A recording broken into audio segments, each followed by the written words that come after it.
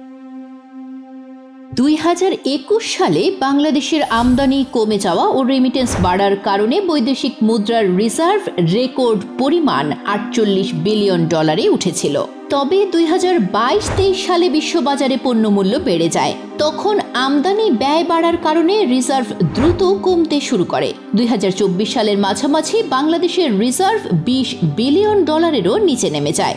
পরবর্তীতে বেশ কিছু সরকারি নীতি, বৈদেশিক সহায়তা ও রেমিটেন্স বৃদ্ধির ফলে পরিস্থিতি কিছুটা ঘুরে দাঁড়িয়েছিল। 2025 সালে বছরের মাঝামাঝি সময়ে রিজার্ভ বেড়ে দাঁড়িয়েছে $31.72 বিলিয়ন, যা বিগত কয়েক বছরের তুলনায় বেশ ভালো অবস্থানই বলা যায়। কিন্তু প্রশ্ন হলো, রিজার্ভের পরিমাণ বাড়লেও ডলারের বিপরীতে টাকার মান বাড়ছে না কেন? সেই সম্পর্কে আলোচনা করা হবে গোলক ধাঁধার আজকের পর্বে। গোলক ধাঁধা চ্যানেলটিতে আপনি নতুন হয়ে থাকলে অনুগ্রহ করে সাবস্ক্রাইব করে বেল আইকনটিতে ক্লিক করুন। 2022 সালের মাঝামাঝি $1 বিনিময়ে 85 থেকে 86 টাকা পাওয়া যেত, কিন্তু 2024 সালের শুরুর দিকে ডলারের দাম 110 টাকা ছাড়িয়ে যায়। একই বছরের শেষে সরকারি হিসেব অনুযায়ী ডলার দাঁড়ায় প্রায় 122 টাকায়। বাংলাদেশ ব্যাংক ধাপে ধাপে অফিসিয়াল বিনিময় হার বাড়িয়েছিল, ফলে শুধুমাত্র 2024 সালেই টাকার মান 12.72% হ্রাস পায়। তবে 2025 সালে পরিস্থিতি কিছুটা স্থিতিশীল হয়েছে। 2024 সালের ডিসেম্বর থেকে 2025 সালের জুলাই পর্যন্ত ডলার প্রায় 122 টাকার আশেপাশেই লেনদেন হয়েছে। জুলাইয়ে সামান্য উন্নতি দেখা যায়, যদিও অতি নগণ্য পরিবর্তনের কারণে সার্বিকভাবে টাকা এখনও ঐতিহাসিকভাবে দুর্বল অবস্থাতেই রয়েছে। ইউরো ও ভারতীয় রুপির বিপরীতেও টাকার মানের একই প্রবণতা দেখা গেছে। ডলার সংকট সামাল দিতে বাংলাদেশ ব্যাংক 2023-24 সালে বিভিন্ন বিনিময় হার একীভূত করে ট্রলিং পেগ ব্যবস্থা চালু করেছিল। এর ফলে 2024 সালের মে থেকে আগস্টে অফিসিয়াল রেট দ্রুত বাড়ানো হয়, যাতে করে খোলা বাজারের সঙ্গে ডলারের সামঞ্জস্য থাকে। গত বছর যখন অফিসিয়াল ডলারের হার 117 টাকা নির্ধারণ করা হয়েছিল, তখন খোলা বাজারে তা লাফিয়ে 125 টাকায় পৌঁছে যায়। ভবিষ্যতে দাম আরও বাড়বে ভেবে অনেক মানি এক্সচেঞ্জ তখন ডলার বিক্রি বন্ধ করে দেয়। এতে কালো বাজারের দৌরাত্ম্য বেড়ে গিয়ে টাকার ওপর অতিরিক্ত চাপ পড়ে। বর্তমানে বাংলাদেশ ব্যাংকের কঠোর নজরদারি ও রেট সমন্বয়ের ফলে খোলা বাজার ও অফিসিয়াল হারের ব্যবধান কিছুটা কমেছে। তবে চাহিদা বেড়ে গেলে মাঝে মাঝে আবারও কিছু অস্থিরতা দেখা দেয়। বিশেষজ্ঞদের মতে, বাজারে যখনই ধারণা তৈরি হয় যে টাকার মান আরও কমতে পারে, তখন ব্যবসায়ী থেকে শুরু করে প্রবাসীরা অনেকেই ডলার জমিয়ে রাখেন। ফলে কৃত্রিম ঘাটতি তৈরি হয়ে টাকার উপর নতুন চাপ সৃষ্টি হয়।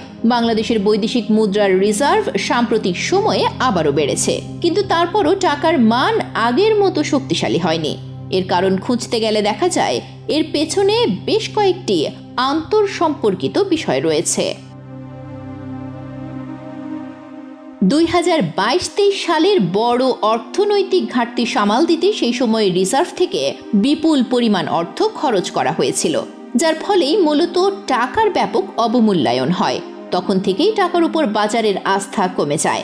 এখন রিজার্ভ বাড়লেও আগের ক্ষতি কাটিয়ে সেই আস্থা পুরোপুরি ফিরতে সময় লাগছে। এর সাথে যুক্ত হয়েছে উচ্চ মুদ্রাস্ফীতি।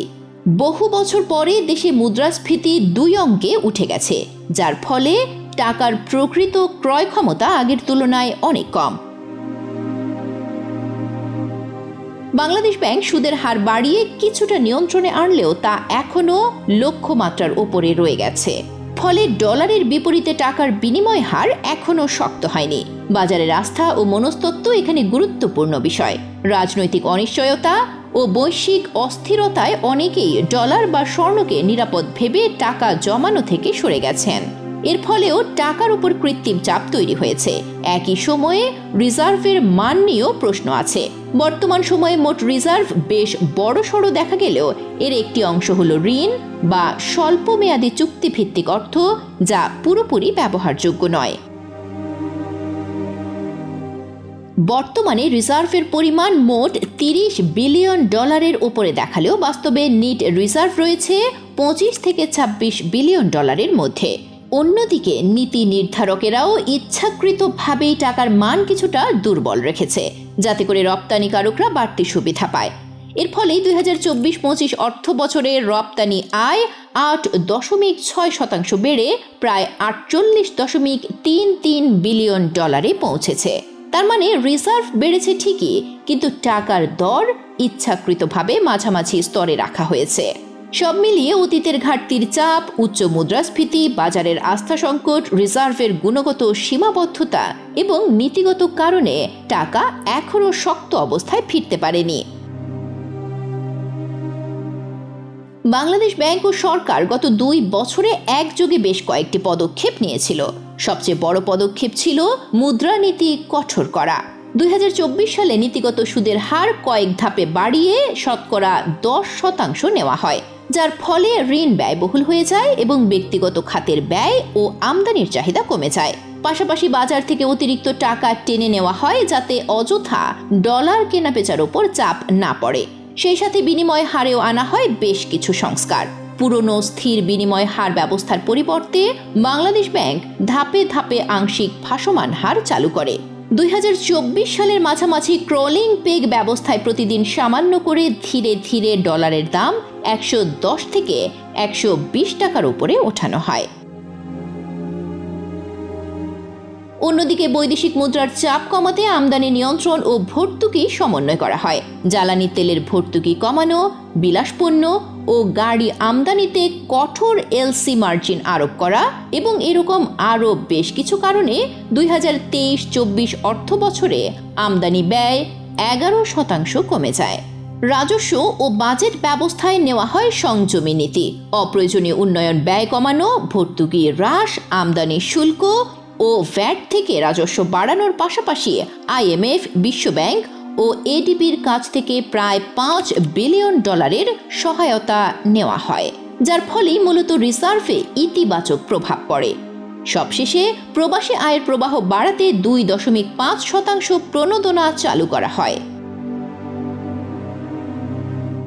সেই সাথে হুন্ডি প্রতিরোধেও কঠোর অভিযান চালানো হয়। ফলে 2024 সালের আগস্ট থেকে প্রতি মাসেই 2 বিলিয়ন ডলারের বেশি রেমিটেন্স দেশে আসছে। সেখান থেকে 2025 সালে 30.3 বিলিয়ন ডলারের রিজার্ভ তৈরি হয়েছে। সব মিলিয়ে এই পদক্ষেপগুলো টাকার উপর চাপ কমিয়েছে, রিজার্ভ আবারও বেড়েছে এবং আমদানি রপ্তানির ভারসাম্য কিছুটা স্বাভাবিক হয়েছে। কিন্তু টাকার মানের উপর আস্থা না ফেরা এবং রপ্তানিকারকদেরকে বিশেষ সুবিধা দিতেই এখনো টাকার মান আগের অবস্থায় ফিরে যেতে পারছে না। বাংলাদেশের টাকার মান মূলত রেমিটেন্স ও রপ্তানির মতো বৈদেশিক আয় এবং আমদানি ও ঋণের পরিশোধের ব্যয়ের ওঠানামার সঙ্গে সরাসরি সম্পর্কিত। সাম্প্রতিক সময়ে এই উপাদানগুলো মিলেই টাকার উপর চাপ কিছুটা লাঘব করেছে। 2024 অর্থ বছরে 30.33 বিলিয়ন ডলার রিজার্ভ আগের বছরের তুলনায় প্রায় 27% বেশি। 2025 সালের মার্চ মাসেই এককভাবে 3.29 বিলিয়ন ডলার দেশে এসেছে, যা ইতিহাসের সর্বোচ্চ। এই প্রবাহ শুধু রিজার্ভই বাড়ায়নি, ব্যাংকগুলোর ডলার লেনদেন সহজ করেছে এবং গ্রামীণ অর্থনীতিতেও ব্যয় ও উৎপাদন বাড়িয়েছে। অন্যদিকে 2023 সালে বৈশ্বিক মন্দার কারণে রপ্তানি ক্ষতিগ্রস্ত হলেও 2024-25 সালে তা কিছুটা ঘুরে দাঁড়িয়েছে। এর ফলে বাণিজ্য ঘাটতি কিছুটা কমে 20.5 বিলিয়ন ডলারে নেমেছে, যা টাকার উপর চাপ কিছুটা কমিয়েছে। আমদানির ক্ষেত্রেও নিয়ন্ত্রণ কার্যকর হয়েছে। বাংলাদেশের সাম্প্রতিক ডলার সংকটে স্পষ্ট হয়েছে যে টাকার মান শুধু রিজার্ভ বা আনুষ্ঠানিক নীতির উপর নির্ভর করে না। বাজারের জল্পনা ও অনানুষ্ঠানিক বিনিময় হারও বেশ বড় ভূমিকা রাখে।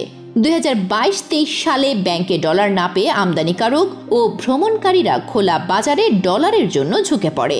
সেই সময় থেকেই মূলত ডলারের দাম লাফিয়ে লাফিয়ে বাড়তে থাকে। এক সময় অফিসিয়াল রেট যখন 115 থেকে 117 টাকার মধ্যে ছিল, তখন খোলা বাজারে 125 থেকে 128 টাকায় ডলার বিক্রি হয়েছে। এতে সাধারণ মানুষও সন্দিহান হয়ে পড়ে। তারা অনেকেই বেশি দাম পেতে ব্যাংক এড়িয়ে হুন্ডির সহায়তা নেয়। অন্যদিকে ব্যবসায়ীরা ভবিষ্যতে আরও বেশি দাম পাওয়ার আশায় বিপুল পরিমাণ ডলার মজুত করতে থাকে। এর ফলে মানুষ যত বেশি ডলার কিনেছে, টাকার দাম ততই কমেছে। বাংলাদেশ ব্যাংক 2024 সালে ধাপে ধাপে টাকার মান কমিয়ে অফিসিয়াল ও খোলা বাজারের ফারাক কমানোর চেষ্টা করেছে। এতে হুন্ডির আকর্ষণ কিছুটা কমে যায় এবং 2025 সাল নাগাদ প্রবাসীরা আবারও ব্যাংকিং চ্যানেলে টাকা পাঠাতে উৎসাহিত হয়। তবে গত বছর অর্থাৎ 2024 সালের 5ই আগস্ট আওয়ামী লীগ সরকারের পতনের পর গুজব ছড়িয়ে পড়ে যে ডলার শিগগিরই 130 টাকার উপরে উঠে যাবে। সেই সময় বাংলাদেশ ব্যাংক পরিষ্কার জানিয়েছিল যে বিনিময় হার স্থিতিশীল আছে। তারপরও বাজারে পুরোপুরি আস্থা ফিরতে সময় লেগেছে। অর্থনীতিবিদরা মনে করেন তথ্যের স্বচ্ছতা ও স্থিতিশীল নীতি না থাকার কারণে বৈদেশিক মুদ্রার রিজার্ভ বাড়লেও শুধুমাত্র গুজবের জেরেই টাকা আবারও দুর্বল হয়ে যেতে পারে। টাকার মান এখনো আগের অবস্থায় না ফেরার অন্যতম আরেকটি কারণ হলো হুন্ডি। আন্তর্জাতিক পর্যায়ে অনানুষ্ঠানিকভাবে অর্থ লেনদেনের এক জনপ্রিয় ব্যবস্থা হলো এই হুন্ডি। সমগ্র দক্ষিণ এশিয়া জুড়ে, বিশেষ করে ভারত, পাকিস্তান এবং বাংলাদেশ কয়েক শতাব্দী ধরে হুন্ডির মাধ্যমে অর্থ লেনদেন চলে আসছে। প্রিয় দর্শক, গোলক ধাঁধার পরবর্তী ভিডিও আপলোড হবার সাথে সাথে দেখতে চাইলে সাবস্ক্রাইব করে বেল আইকনটিতে ক্লিক করুন।